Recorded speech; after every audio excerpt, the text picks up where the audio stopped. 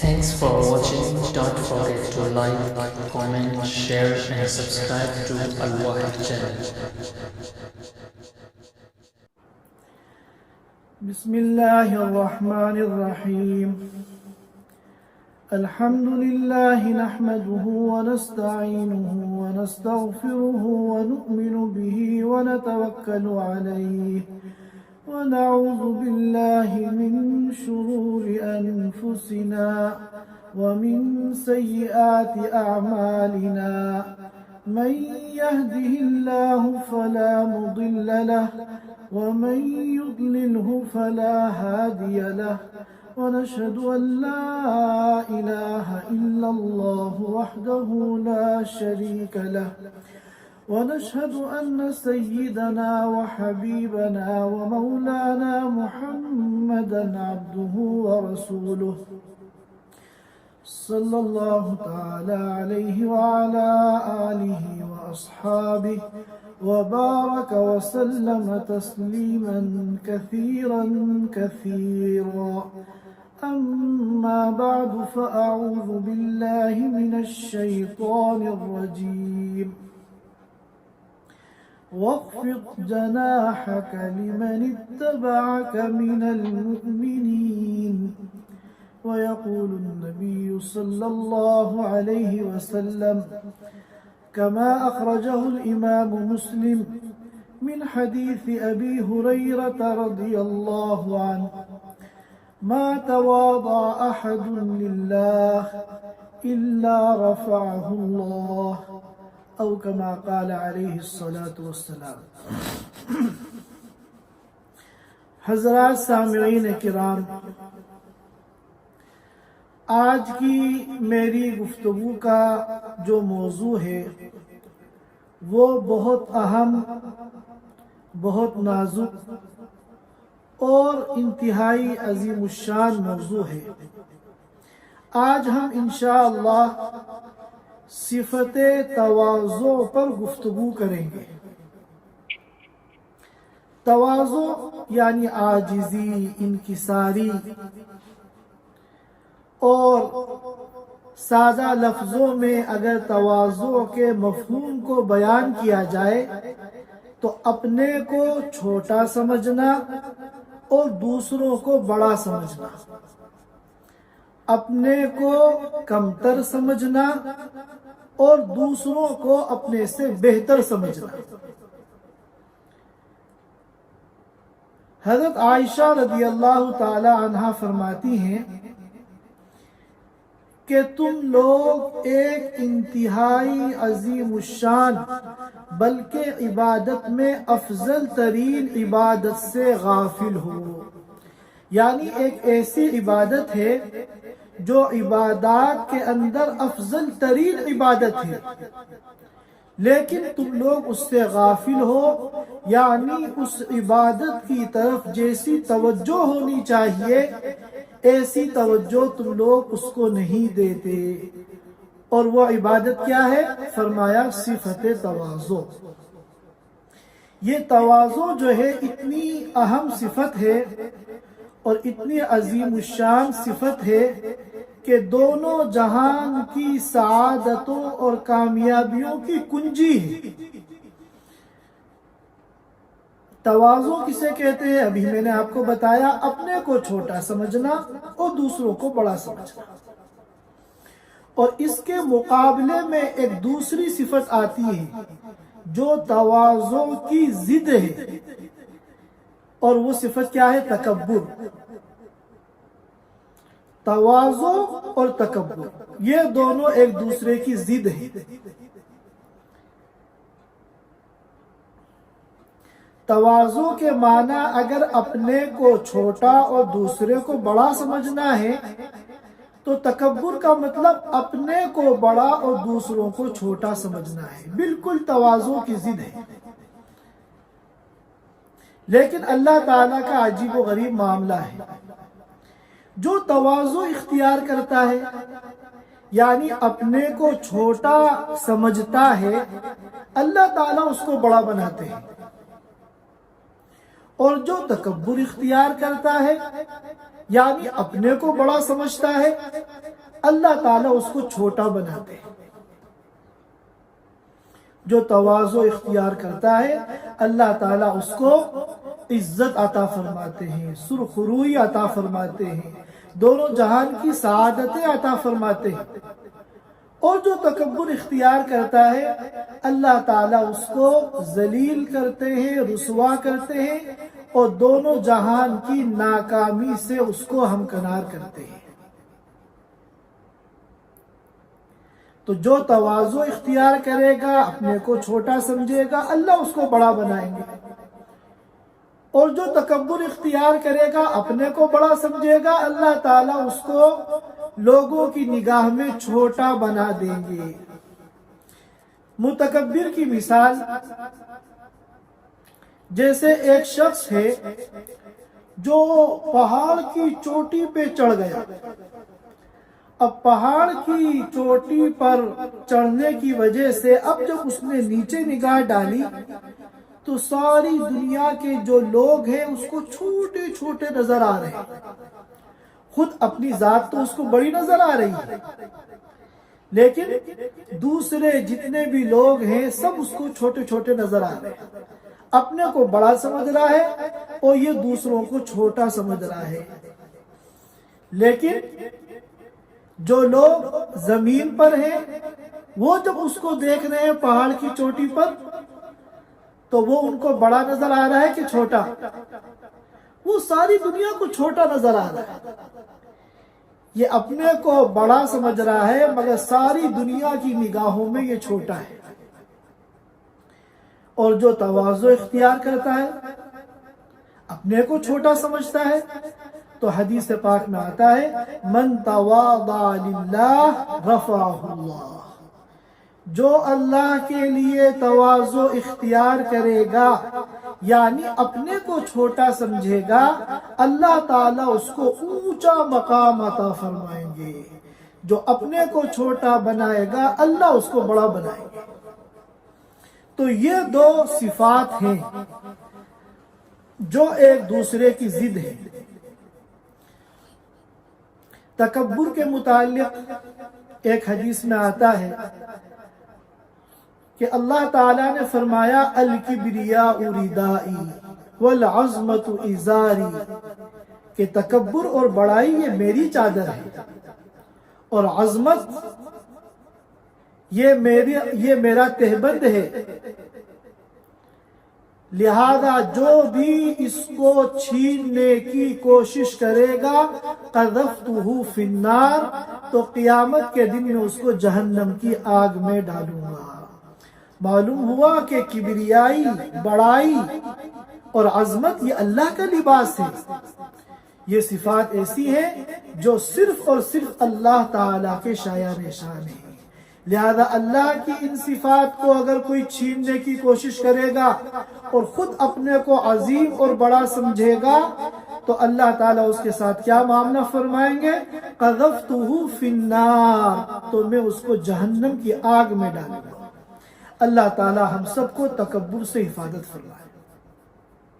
اور تواضع ایک حدیث میں آتا ہے رب اشعث مدفوع بالابواب، بہت سے ایسے سیدھے سادے لوگ جن کا معمولی سا رہن سہن ہے، مدفوع بالابواب، معاشرے میں ان کی سادگی اور تواضع کی وجہ سے کوئی حیثیت نہیں ہے۔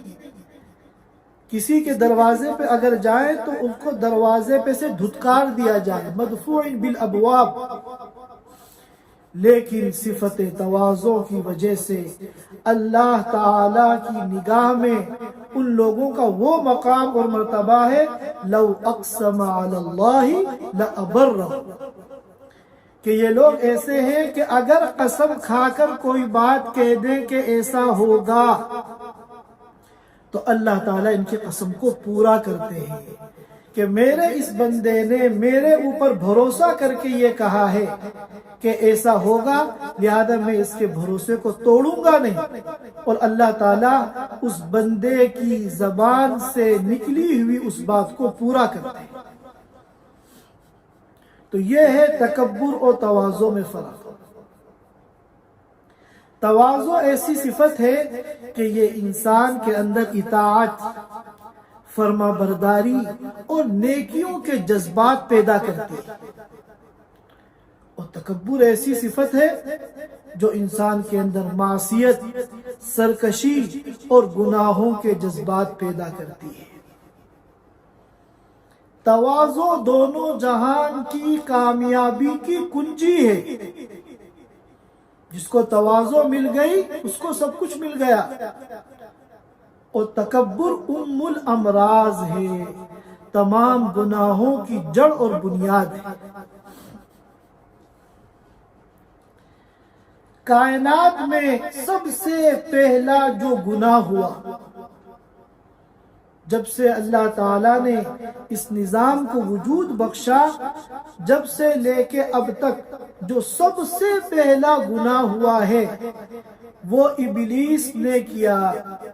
اللہ تعالیٰ نے آدم علیہ السلام کو پیدا کرنے کے بعد فرشتوں سے کہا تھا کہ اس آدم کو سجدہ کرو، فسجد الملائکۃ کلہم اجمعون، تمام فرشتوں نے سجدہ کر دیا اللہ کے حکم کی اطاعت میں، الا ابلیس، سوائے ابلیس کے۔ ابلیس نے جو یہ نافرمانی کی، اللہ کے حکم کو توڑا، اس سے پہلے فرشتے معصیت کا تصور تک نہیں کر سکتے تھے، وہ گناہ جانتے نہیں تھے کہ گناہ بھی کوئی چیز ہے، اللہ تعالیٰ کے حکم کی خلاف ورزی بھی کوئی چیز ہے، وہ جانتے ہی نہیں تھے۔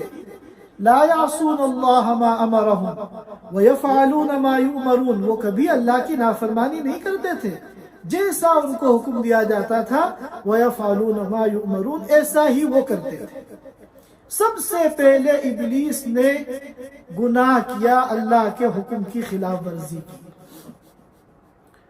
تو اس سب سے پہلے گناہ کا جو سبب تھا وہ تکبر تھا۔ قرآن نے کیا کہا؟ ابا واستکبر، ابلیس نے سجدہ کرنے سے انکار کر دیا، واستکبرا، اور وہ تکبر میں آ گیا، اور اس نے کیا کہا؟ خلقتنی من نار وخلقتہ من طین، کہ میں آدم کو سجدہ کیوں کروں؟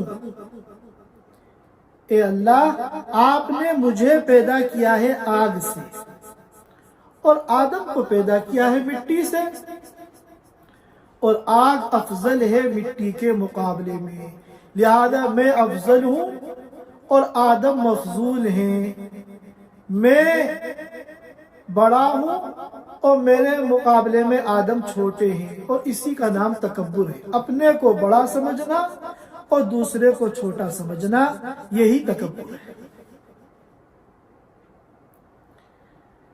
اب جہاں تک اللہ کے رسول صلی اللہ علیہ وسلم کی ذات گرامی ہے، جو ہماری آئیڈیل ہے، ہمارے لیے نمونہ ہے، ہم اگر ان کی ذات کو دیکھیں اور ان کی سیرت کو پڑھیں تو آپ صلی اللہ علیہ وسلم، گرچہ آپ سید الاولین والآخرین ہیں، خاتم الانبیاء والمرسلین ہیں،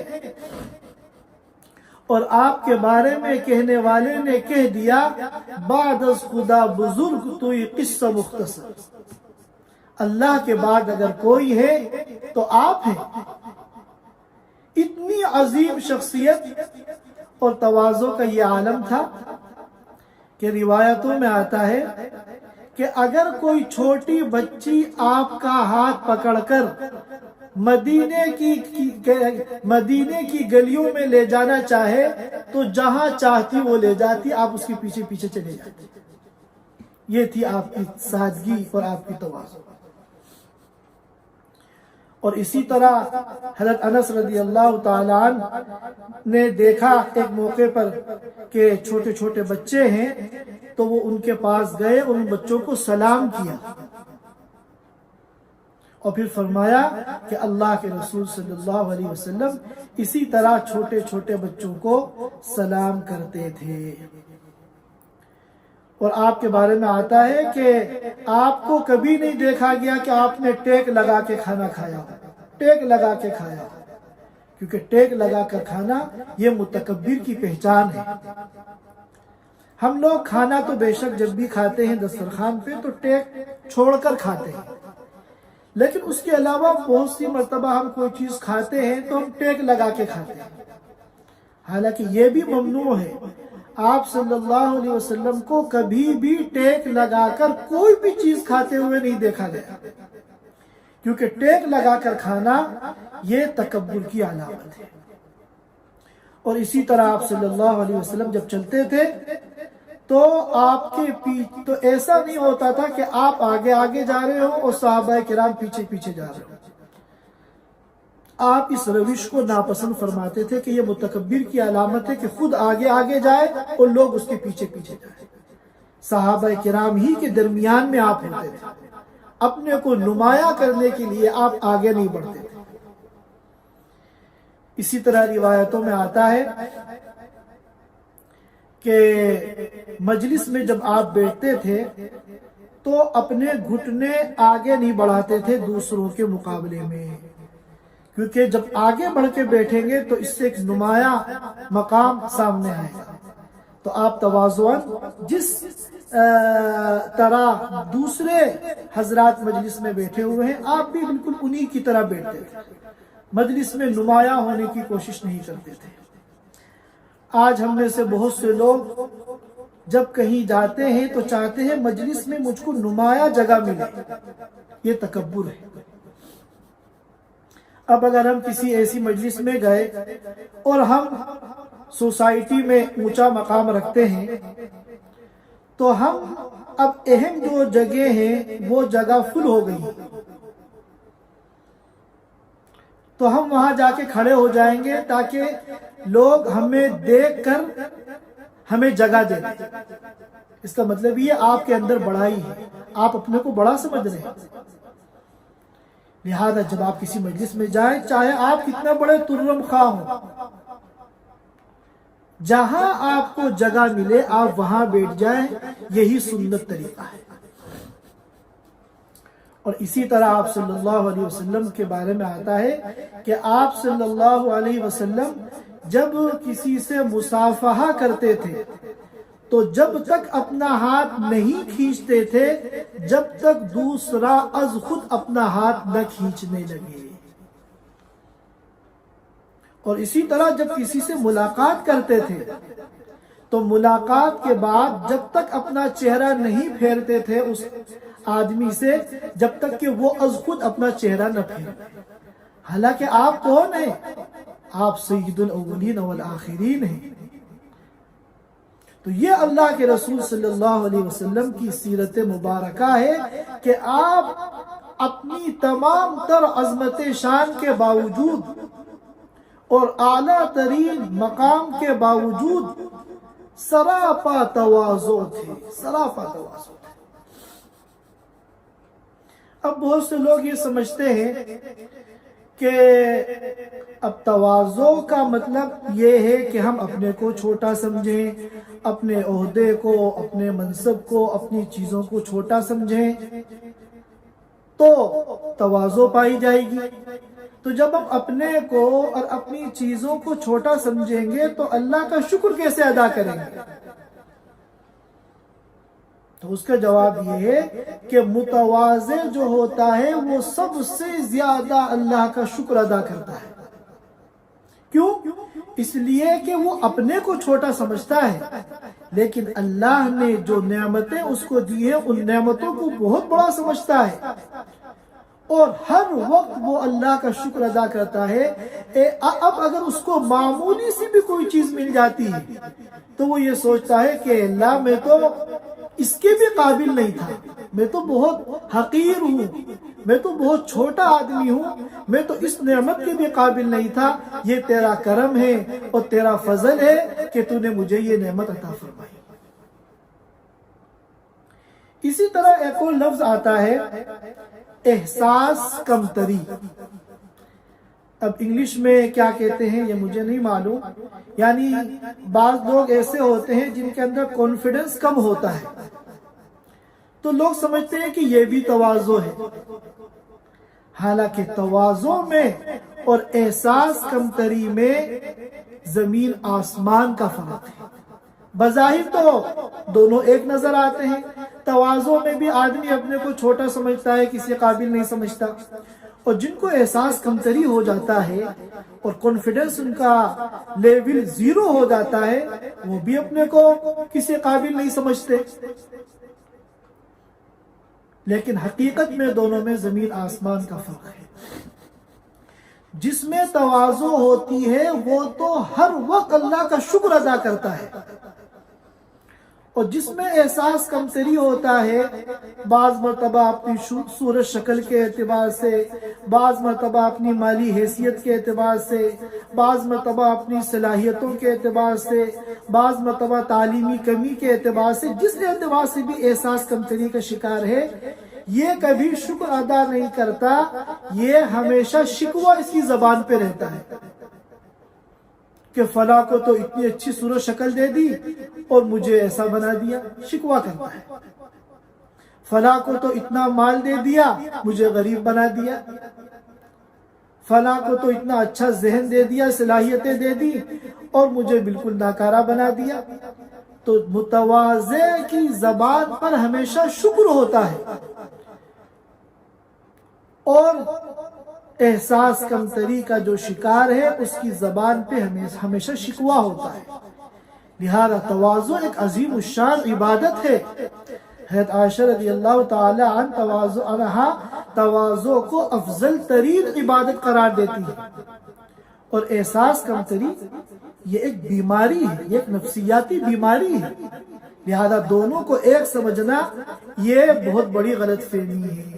تواضع میں تو معمولی سی بھی کوئی چیز ہوتی ہے اس کو بڑا سمجھتا ہے بندہ، اور اس پہ اللہ کا شکر ادا کرتا ہے کہ اللہ میں تو اس کے بھی قابل نہیں تھا۔ اور احساس کمتری والے کو کتنا بھی مل جائے وہ اس کو کم سمجھتا ہے، اور اپنے کو سمجھتا ہے کہ میں اس سے زیادہ کا مستحق تھا، میرے ساتھ ناانصافی کی گئی ہے جو مجھے یہ چیز دی گئی ہے۔ اور اسی طرح تواضع ہوتی ہے عبادت کے اندر۔ بعض لوگوں کے اندر یہ عادت ہوتی ہے کہ جب اللہ کی توفیق سے وہ عبادت کرتے ہیں تو بہانے سے اپنی عبادت کا دوسروں کے سامنے تذکرہ کرتے ہیں، اور یہ اتنی بری صفت ہے جو ساری عبادت کو ضائع کر دیتی ہے۔ آپ نے عبادت جو کی ہے وہ تو اللہ کے لیے کی ہے، اور چاہے آپ نے رات کے اندھیرے میں کوئی عبادت کی ہو تو جس کے لیے آپ نے عبادت کی ہے وہ آپ کو دیکھ رہا ہے، لہذا آپ دوسروں کو بتا کر کیا ظاہر کرنا چاہتے ہیں؟ جب یہ مزاج بن جاتا ہے تو پھر اس کا نقصان یہ ہوتا ہے کہ بعض مرتبہ جب بندہ کوئی عبادت کرتا ہے، نماز روزے کرتا ہے، نوافل پڑھتا ہے، تلاوت کرتا ہے، تو جب اس کام کو کرتا ہے تو اس کے دل میں یہ جذبہ بھی پیدا ہوتا ہے، یہ خیال بھی آتا ہے کہ میری یہ عبادت اگر میرے دوستوں کو اور لوگوں کو پتہ چل جائے تو وہ میرے بارے میں کتنا اچھا خیال قائم کرے۔ تو جہاں یہ خیال آ گیا جس کا نام ریاکاری اور دکھلاوا ہے، جو اخلاص کے منافی ہے، للہیت کے منافی ہے، آپ کی ساری عبادت ضائع ہو گئی۔ بہت سے لوگ اپنے متعلقین کے سامنے اپنی عبادتوں کا تذکرہ کرتے ہیں کہ رات کو میں اتنے بجے اٹھا اور میں نے تلاوت کی، اور پھر میں نے تہجد پڑھی، پھر میں نے اللہ تعالیٰ سے یوں دعا کی۔ یہ عبادتیں آپ نے جس اللہ کے لیے کی ہے وہ اللہ آپ کی عبادت کو دیکھ رہا ہے، کسی کو بتانے کی ضرورت نہیں۔ اپنی عبادت کو خالص اللہ کے لیے بناؤ، ان کا تذکرہ نہ کرو، ان کا چرچا نہ کرو، اس سے پھر آپ کا اخلاص متاثر ہوگا، آپ کے اندر دکھلاوے کا جذبہ پیدا ہوگا، اور آپ کی ساری محنت نہ صرف یہ کہ ضائع ہوگی بلکہ ریاکاری اتنا بڑا گناہ ہے کہ آپ کے لیے وبال جان بن جائے گی۔ بہت سے لوگ یہ سمجھتے ہیں چند عبادت کر کے کہ میں بہت بڑا اللہ کا ولی بن گیا۔ ایک لطیفہ ہے، ایک بڑے میاں تھے، کبھی نماز نہیں پڑھتے تھے، بہت گھر والے ان سے کہتے تھے، مگر ہوتے ہیں بعض لوگ کبھی نماز پڑھتے ہی نہیں تھے، صرف پورے سال میں وہ 2 نمازیں پڑھتے تھے، عید الفطر کی اور عید الاضحیٰ کی۔ ایک مرتبہ عید کا دن آیا، چنانچہ وہ سب کی معمول کے مطابق نہائے دھوئے تیار ہوئے اور عید کی نماز پڑھی۔ عام دنوں میں جب بھی ان سے کہتے تھے کہ بھئی آپ نماز پڑھ لیے، مسجد چلیے، تو کہتے تھے میں ناپاک ہوں، یہ کوئی بھی عذر کر دیا کرتے تھے۔ اللہ کا کرنا اس دن عید کے دن جمعہ بھی تھا، تو تھوڑی دیر کے بعد جمعے کا وقت آ گیا، تو گھر والوں نے کہا کہ آج تو آپ نہائے دھوئے بالکل صاف ستھرے ہیں اور آپ جو ہے جمعے کی نماز پڑھ سکتے ہیں آسانی کے ساتھ۔ تو خیر تھوڑا سا ان کو تردد ہوا، لیکن کوئی عذر سمجھ میں نہیں آیا، تیار ہو گئے، اس دن جمعے کی نماز بھی پڑھ لی۔ اب جب تھوڑی دیر کے بعد عصر کا وقت آیا اور گھر کے بعد افراد نے ان کو کہا چلیے عصر بھی پڑھ لیے آج آپ، تو غصہ ہو گیا اور کہنے لگے ایک ہی دن میں کیا اللہ کا ولی بنانا چاہتے ہو مجھے؟ اب اس اللہ کے بندے کے ذہن میں یہ ہے کہ میں 3 نمازیں پڑھ کے اللہ کا ولی بن جاؤں۔ تو اپنی عبادت کو جو ہے چھپائیں اور خوب عبادت کرنے کے بعد بھی یہی سمجھیں کہ میں نے کچھ نہیں کیا، سب کچھ کر کے بھی ہم یہ سمجھیں کہ میں نے کچھ نہیں کیا۔ بہت سے لوگ یہ سمجھتے ہیں کہ بھائی اگر ہمارے پاس اونچا عہدہ ہو گیا یا ہمارے پاس بہت اللہ تعالیٰ نے مال و دولت دے دیا، اب ہمارے ہاں نوکر چاکر ہیں اور اعلیٰ قسم کی گاڑیاں ہیں، ہم جب باہر نکلتے ہیں تو لوگ انتظار میں کھڑے ہوتے ہیں، کہیں جاتے ہیں تو پیچھے پیچھے لوگ جاتے ہیں، تو جب اتنا ہائی فائی ہمارا لائف سٹائل ہو گیا، اب ہم اپنے کو چھوٹا کیسے سمجھیں؟ کوشش کرنے کے باوجود اپنا لائف سٹائل دیکھ کر اور غریبوں کو دیکھ کر ذہن میں یہی خیال آتا ہے کہ ہم بڑے ہیں اور دوسرے چھوٹے ہیں۔ تو سوال یہ ہے کہ سب کچھ ملنے کے باوجود اپنے کو چھوٹا سمجھنا یہ کوئی مشکل کام نہیں۔ آپ اگر اپنی حقیقت پر غور کریں، چاہے پوری دنیا کی بادشاہت ہمیں مل جائے، تب بھی ہماری حقیقت کیا ہے؟ ہم اللہ کے غلام ہیں، اللہ کے بندے ہیں اور اللہ کے غلام ہیں۔ پوری دنیا ملنے کے باوجود کوئی اللہ کی غلامی سے نکل نہیں سکتا۔ اب اگر کوئی بادشاہ سفر میں جائے اور جاتے وقت اپنے کسی غلام کو اپنی غیر موجودگی میں ملک کا بادشاہ بنا دے کہ جب تک میں واپس آؤں تمہیں حکومت چلانی ہے، اب بادشاہ چلا گیا، بادشاہ کے جانے کے بعد اب گرچہ یہ غلام پورے ملک کا بادشاہ بنا ہوا ہے، مگر پھر بھی اس کو اپنی اوقات پتہ ہے، اسے پتا ہے کہ میں تو ایک غلام ہوں، یہ جو بادشاہت ملی ہے یہ تو میرے آقا کا کرم ہے، میرے آقا کا احسان ہے، ورنہ میری اپنی جو حیثیت ہے وہ تو ایک غلام سے زیادہ نہیں ہے۔ کل جب بادشاہ آ جائے گا میری حکمرانی ختم ہو جائے گی، پھر اگر بادشاہ نے مجھ سے کہا کہ جاؤ کہ حمام جا کے صاف کرو، تو حمام جا کے مجھے صاف کرنا پڑے گا، یہ میری حیثیت ہے۔ تو کتنا بڑا سے بڑا عہدہ ہو، ہم یہ یاد رکھیں کہ ہم ایک غلام ہیں اور ایک ہمارا آقا ہے۔ اب اگر کچھ ہمارے پاس ہے یہ اس کا فضل ہے، اس کا کرم ہے، اس کی نعمت ہے، ہمارا اپنا کوئی کمال نہیں ہے، ہمارے اندر کوئی سرخاب کے پر لگے ہوئے نہیں ہے، یہ تو ہمارے آقا کا کرم ہے کہ اس نے ہمیں یہ دے دیا، ورنہ جہاں تک میری اپنی حیثیت ہے تو ایک غلام سے زیادہ میری حیثیت نہیں ہے۔ اب یہاں چند باتیں ہیں، اگر ہم ان پہ غور کریں تو انشاءاللہ ہمارے اندر صفت تواضع پروان چڑھے گی۔ اگر ہم ان چند باتوں کا اپنی زندگی کے اندر خیال کریں اور انشاءاللہ تکبر ہمارے اندر سے نکلے گا۔ سب سے پہلی بات تو یہ ہے کہ ہم سلام کرنے میں پہل کریں اور ہر ایک کو سلام کریں، چاہے امیر ہو، چاہے غریب ہو، چاہے گورا ہو، چاہے کالا ہو، چاہے پیسے والا ہو، چاہے فقیر ہو، چاہے اعلیٰ منصب والا ہو، چاہے بے روزگار ہو۔ حدیث میں آتا ہے سلم علی من عرفت ومن لم تعرف، ہر ایک کو سلام کرو چاہے اس کو پہچانتے ہو یا نہ پہچانتے ہو۔ تو سلام میں پہل کرنے سے تکبر نکلتا ہے دل کے اندر سے اور تواضع پیدا ہوتی ہے۔ چنانچہ آپ نے دیکھا ہوگا جو بعض متکبر ہوتے ہیں وہ چھوٹے لوگوں کو سلام نہیں کرتے، اور اگر کوئی چھوٹا ان کو سلام بھی کر دے تو جواب دیتے ہوئے ان کو دموں کو بنتی ہے۔ لہذا جتنا زیادہ سے زیادہ غریب ہو، فقیر ہو، مسکین ہو، ہمارا واچ مین ہے، فراش ہے یا مانگنے والا کوئی فقیر ہے، ہم پوری عزت و احترام کے ساتھ اس کو سلام کرنے میں پہل کریں۔ اور کسی امیر کو سلام کرنے میں اور کسی فقیر کو سلام کرنے میں ہمارا لہجہ بالکل یکساں ہونا چاہیے۔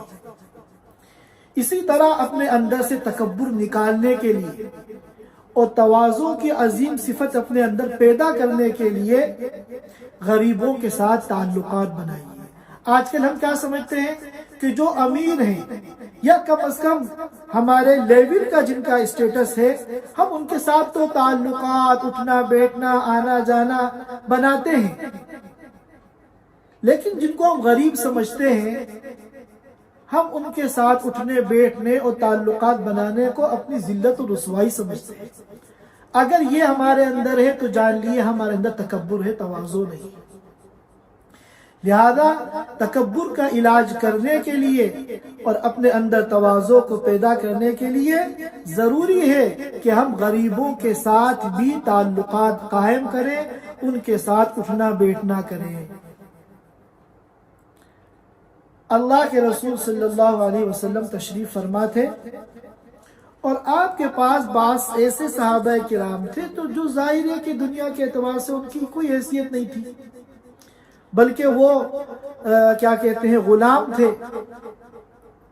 حضرت عمار، حضرت بلال، حضرت سہیب، حضرت خباب، حضرت ابو ہریرہ رضی اللہ تعالی عنہ، دنیا کے اعتبار سے یہ غلام تھے یا مادی اعتبار سے کمتر تھے، وہ الگ بات ہے کہ ہماری تو آنکھوں کا سرما ہے، یہ ہمارے سروں کے تاج ہیں۔ تو یہ حضرات تشریف فرما تھے۔ اتنے میں قریش کے سردار یا یہودیوں کے سردار آپ صلی اللہ علیہ وسلم سے ملاقات کے لیے آئے، کچھ ان کو بات کرنی تھی۔ تو انہوں نے یہ کہا کیا ہم ان غلاموں کے ساتھ بیٹھ کے بات کریں گے؟ آپ ان غلاموں کو ہٹائیے یہاں سے، ہم ان غلاموں کے ساتھ بیٹھ کے بات نہیں کریں گے۔ تو آپ صلی اللہ علیہ وسلم تو خوب جانتے تھے کہ ان غلاموں کا اللہ کے ہاں کیا مقام و مرتبہ ہے اور تم سرداروں کی اللہ کی نگاہ میں کیا حیثیت ہے، لیکن دعوت کی مصلحت کے پیش نظر آپ وہاں سے اٹھ گئے اور الگ ان کے ساتھ بیٹھے جہاں یہ حضرات نہیں تھے۔ تو آپ کے اس عمل پر فوراً قرآن کریم کی آیت نازل ہو گئی، وَاصْبِرْ نَفْسَكَ مَعَ الَّذِينَ يَدْعُونَ رَبَّهُمْ بِالْغَدَاةِ وَالْعَشِيِّ يُرِيدُونَ وَجْهَهُ کہ اے نبی آپ ان لوگوں کے ساتھ بیٹھیے جو صبح شام اللہ کو یاد کرتے ہیں اور اللہ کی رضا کے طالب ہیں۔ وَلَا تُطِعْ مَنْ أَغْفَلْنَا قَلْبَهُ اور جن لوگوں کے دلوں پر ہم نے غفلت کی مہر لگا دی ہے، جن کے قلوب کو ہم نے غفلت سے بھر دیا ہے، آپ ان کی بات نہ مانیں۔ اسی طرح ہم لوگوں کو چاہیے کہ اپنے لباس میں اور رہن سہن میں تواضع پیدا کریں۔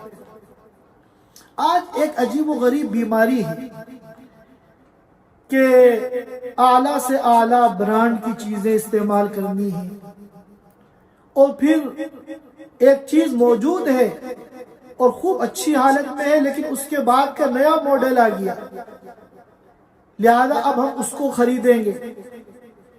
اور مقصد کیا ہوتا ہے؟ دوسروں کو دکھانا کہ ہم بہت ہائی فائی ہیں، ہمارا لائف سٹائل بہت اونچا ہے، ہم پیسے والے ہیں۔ یہی وجہ ہے کہ جب ان چیزوں کو بلا ضرورت خریدتے ہیں، لاکھوں لاکھوں روپے کی چیزیں، تو پھر سوشل میڈیا پہ اس کو لوگوں کو دکھاتے ہیں کہ ہمارے پاس نئی گاڑی آ گئی، نئی ماڈل کی گاڑی آ گئی، اور نئے ماڈل کا موبائل آ گیا۔ تو یہ جو دکھلاوا ہے، یہ تکبر ہے، یہ بڑائی ہے۔ ہاں، آپ کو ضرورت ہے، یا آپ نئے موبائل میں یا نئی گاڑی میں کچھ ایسی سہولیات ہیں جن سے آپ فائدہ اٹھانا چاہتے ہیں، تو آپ اپنی ضرورت کے لیے ضرور خریدیے، اعلیٰ سے اعلیٰ گاڑی، اعلیٰ سے اعلیٰ موبائل خریدیے، مگر دکھلاوے کے لیے نہ خریدیے۔ آج کل ہماری اپنی ضرورت اور سہولیات ہمارے پیش نظر نہیں ہوتی، بلکہ زیادہ تر عام طور پر ان چیزوں کو خریدنے میں دوسروں کو دکھانا مقصود ہوتا ہے۔ یہی وجہ ہے کہ اس کے پھر فوٹو لے کے فیس بک پہ لگا رہے ہیں، انسٹاگرام پہ لگا رہے ہیں، واٹس ایپ پہ ہم دوسروں کو بھیج رہے ہیں۔ یہ ساری باتیں تکبر ہیں۔ تواضع کا طریقہ یہ ہے کہ ہم اپنے رہن سہن کے اندر سادگی پیدا کریں اور اعلیٰ سے اعلیٰ چیز استعمال کریں، حلال طریقے سے کما کر اعلیٰ سے اعلیٰ چیز استعمال کریں، مگر دکھلاوا نہ کریں، غریبوں کا دل نہ دکھائیں، جن کے پاس وہ حیثیت نہیں ہے ان کی دل شکنی نہ کریں۔ یاد رکھیے، آپ کے پاس اگر یہ ہے تو یہ اللہ کا دیا ہوا ہے، اور جن کے پاس نہیں ہے ان کو اللہ نے محروم کیا ہے، اور اللہ کی نگاہ میں سب برابر ہیں۔ اللہ تعالیٰ کو دن بدلتے ہوئے وقت نہیں لگتا۔ وَتِلْكَ الْأَيَّامُ نُدَاوِلُهَا بَيْنَ النَّاسِ، اللہ تعالیٰ کب دنوں کو بدل دے اور تمہارا جو مقام ہے اس کو دے دے اور اس کا مقام تمہیں دے دے، اللہ کے لیے کام کوئی مشکل نہیں۔ لہذا یہ بیماری ایسی ہے جو روز بروز بڑھتی چلی جا رہی ہے۔ ہم سب لوگ اپنا محاسبہ کریں، اپنے گھر کی خواتین اور اپنے بچوں کی تربیت کریں کہ اگر کوئی اعلیٰ چیز ہمارے گھر میں آتی ہے، ہمارے پاس آتی ہے، تو ہم اللہ کا شکر ادا کریں، اور یہ سوچیں کہ ہم اس قابل نہیں تھے، یہ تو ہمارے اللہ کا کرم ہے، اللہ نے ہمیں دے دی، نہ یہ کہ ہم دوسروں کو دکھائیں کہ ہم کتنے بڑے آدمی ہیں۔ اسی طرح ایک چیز ہے جس سے تواضع پیدا ہوتی ہے، وہ چیز ہے قبول حق۔ حق بات کو قبول کر لینا، حق جب بھی سامنے آئے اس کو ایکسپٹ کر لینا۔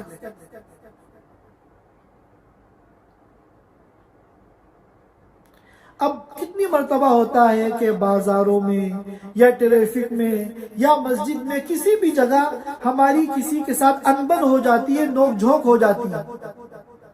اب بعض مرتبہ غلطی ہماری ہے۔ اب اگر سامنے والا کتنا چھوٹا آدمی ہو، فقیر ہو، اس کے ہاتھ میں پیالہ ہو، مگر غلطی ہماری ہے تو ہمیں سوری بولنا چاہیے، حق بات کو قبول کرنا چاہیے۔ جو لوگ حق کو قبول نہیں کرتے وہ متکبر ہوتے ہیں۔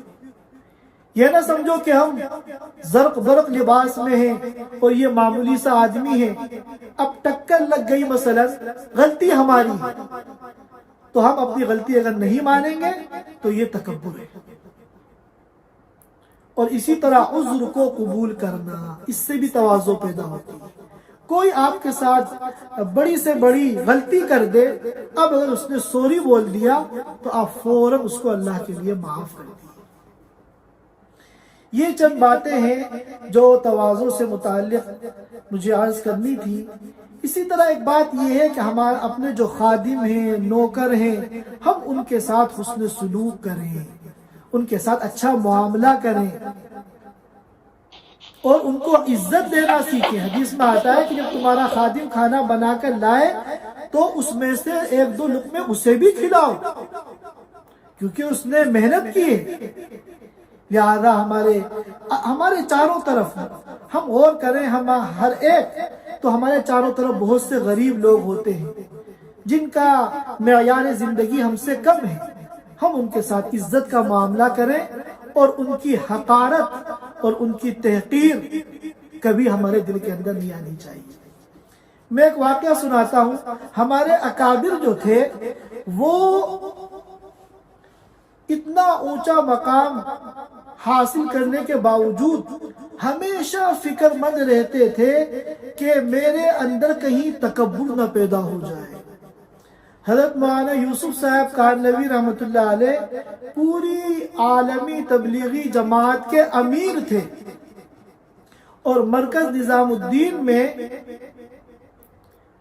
جہاں ان کے خدام تھے، ان کے شاگرد تھے، ان کے عاشقین بھرے ہوئے ہوتے تھے، مگر یہ عالمی امیر ہونے کے باوجود اپنی جماعت کے رات کے اندھیرے میں اٹھتے اور مرکز کے اور مسجد کے جو حمامات ہوتے تھے ان کو صاف کرتے تھے تاکہ دل کے اندر سے تکبر نکلے، اور سارے حمامات صاف کرنے کے بعد پھر غسل کرتے تھے اور صاف کپڑے پہنتے تھے، اور پھر 2 رکعت صلاۃ شکرانہ پڑھتے تھے کہ اے اللہ تو نے اپنے ایمان والے بندوں کی خدمت کرنے کی توفیق عطا فرمائی۔ تو میرے دوستوں اور بھائیوں، ہم اپنی 24 گھنٹے کی زندگی میں اپنے ہر عمل کا جائزہ لیں کہ اس کے اندر تکبر کا کوئی شائبہ تو نہیں ہے۔ اگر تکبر کا امکان ہو تو ہم اپنے عمل کی اصلاح کریں، اللہ تعالیٰ کے سامنے توبہ اور استغفار کریں، اور کسی کو بھی حقیر نہ سمجھیں، ہمیشہ اپنے کو کمتر سمجھیں اور دوسروں کو چاہے وہ کوئی بھی ہو اپنے سے بہتر سمجھیں۔ اللہ تعالیٰ ہم سب کو کہنے سننے سے زیادہ عمل کی توفیق عطا فرمائے۔ وآخر دعوانا الحمدللہ رب العالمین۔ جزاک اللہ خیر، ماشاء اللہ بہت اچھا تھا مولانا۔